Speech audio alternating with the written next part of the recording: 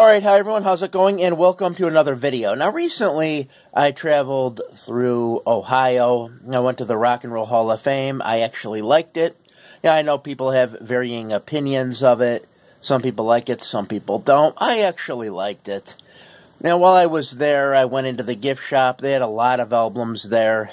But I noticed an album from a band from Ohio. I have heard of this band before, but I thought I would check them out.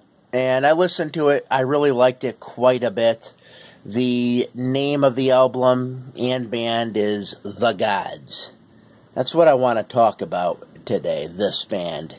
Because I listened to this in my car for probably the rest of the trip. I was really that into this. I thought it was good. As you can see, and the singer, guy by the name of Eric Moore, has talked about this cover. You know, kind of looks like something from, you know, an Eric Von Daniken book, Chariots of the Gods. You have a chariot right there. But the album did take me by surprise. Now, this is a band that's pretty obscure. The album did come out in '78.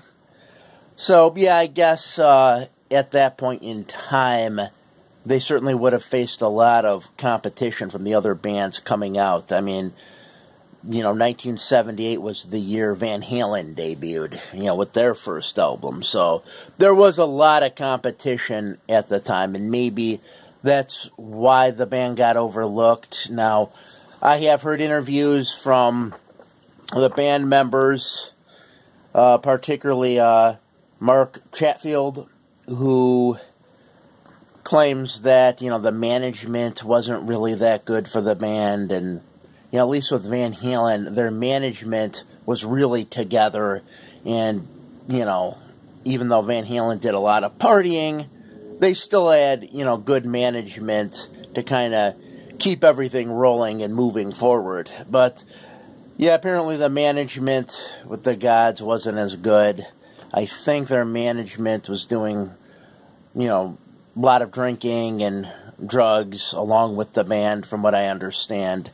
But I did listen to it, and listened to it quite a few times, actually. And like I said, I do think it's overlooked. Now, this band was actually signed to Casablanca Records. And if you're a Kiss fan, you know Casablanca Records was the record label that Kiss was signed to. It was essentially a disco label. You know, they had, like, you know, Donna Summer and just, like, a lot of disco acts. But when Kiss made it big, they were looking to sign a lot of rock acts. So, you know, the people that worked at Casablanca, I believe it was Neil Bogart, I want to say. He would have Kiss and different, you know, A&R people, you know, go out and try to find new bands to sign. So, you know, there's a whole story with Kiss where they were going to sign a band called Pentagram, but the whole thing fell apart because I guess Kiss wanted to buy some songs. The band didn't want to sell them. Also, I think Kiss was critical of the way Pentagram looked at the time. So the whole thing ended up falling apart. So Kiss then ended up signing the band Angel instead. But shortly after that, and around this time period, they signed...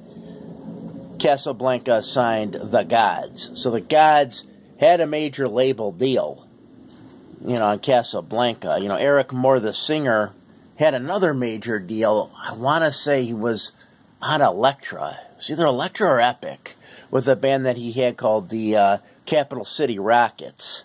But, yeah, with this, you know, just a lot of different stories as to why they didn't make it big. The band faced a lot of setbacks and hurdles, and just, you know, things kind of didn't go their way. I guess 2 band members were killed in a head-on collision with a semi.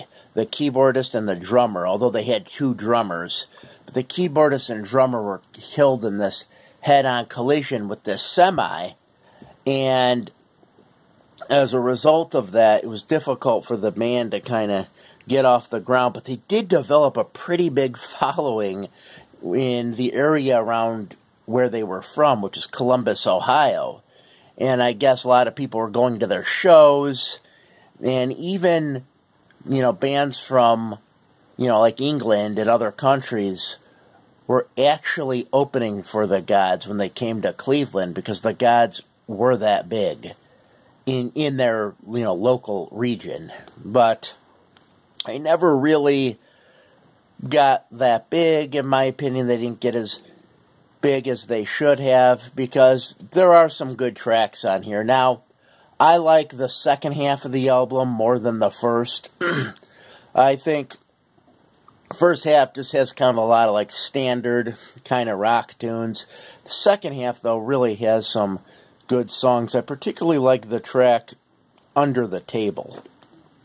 And Under the Table is an interesting track, and I believe a lot of that like guitar playing that you hear on it was Mark Chetfield's work, from what I understand.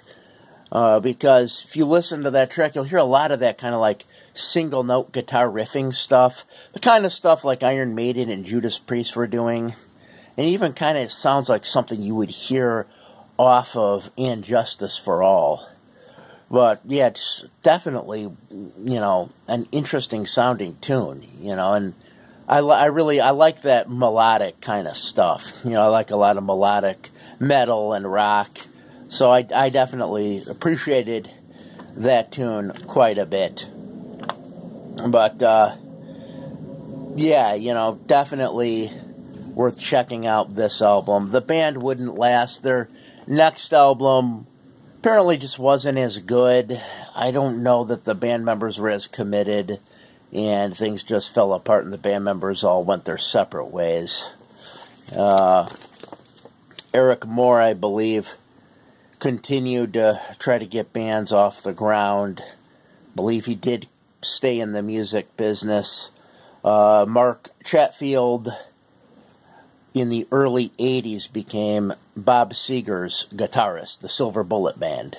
So there was another guy, I believe he inherited a lot of money, and another member became a bank manager. So, they all kind of went their separate ways. But at one point, they did, things did kind of align, and they did put out a pretty good album. And it's still in print. I do recommend checking it out. Never got its due. I like doing these album reviews on albums that, for whatever reason, were vastly overlooked. I've done this before because, growing up and whatnot, I always kind of like to discover new bands and then tell people about them. Be like, you got to check these guys out. No one's ever heard them. I don't know why no one's ever heard them, but you got to check them out because they're actually really pretty good. And I felt that way about this album. So, yeah, just a lot of different things. You could hear interviews from the band members, talking about being on Casablanca Records. Even though they were on Casablanca Records, they actually never played any shows with Kiss. And, Eric Moore was talking about that. They did play shows with Judas Priest. They played shows with Budgie. They played shows with, a number of other bands. But, they never played any shows with Kiss. There was an extensive tour that they took, and I believe it was the one for this album, where they did a lot of touring with the band Angel.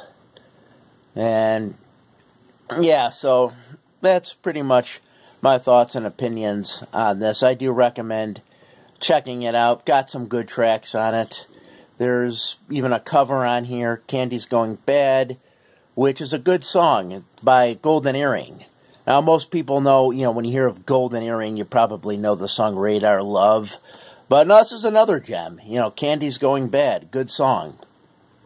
But, yeah, Under the Table's probably my favorite track. Like I said, it's got that real melodic kind of guitar work. And really, yeah, like I said, really does sound like something off of And Justice for All. I really liked how that sounds. Because I love that melodic kind of stuff. The melodic hard rock and heavy metal kind of playing. But, yeah, that's all I've got. if you watched this video, as always, I thank you for watching. Have a good night.